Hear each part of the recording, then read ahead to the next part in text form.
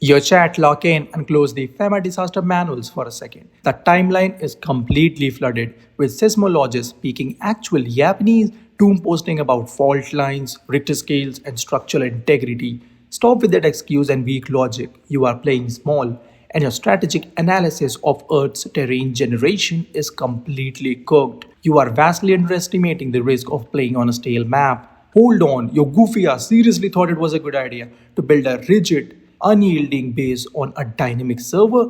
Bro, what? Make it make sense. You are letting a completely inflexible loadout get permanently grieved because you refuse to adapt to the latest patch. That is pure self deception.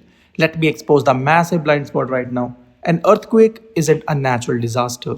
It is literally just a forced map update by the devs to keep the terrain fresh. Look at the backend routing. The simulation admins realize the gameplay loop in California is getting totally stagnant. So what do? They hotfix the topology. They violently shift the tectonic plates to add some new elevation geometry and shake up the meta.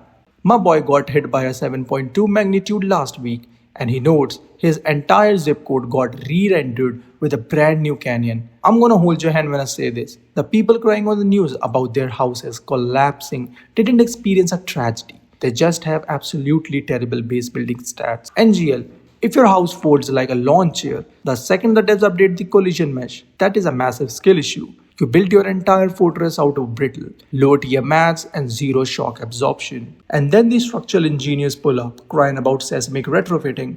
Why, bro?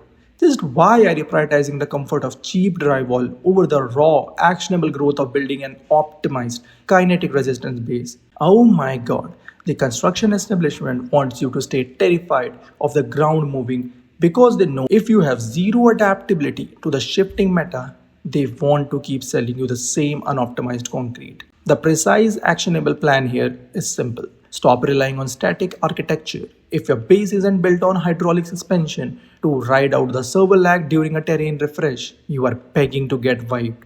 But I digress. If you can't handle little dynamic map regeneration without complaining to the insurance companies, my freaking god, to just get the hell out of the ring of the fire. You aren't built for the high level geographical updates. Stop playing on a static grid. Upgrade your foundation, adapt to the patch notes, and secure the new high ground. Drop a earth emoji in the chat if you are surfing the fault lines tonight, and stay toxic. Peace out.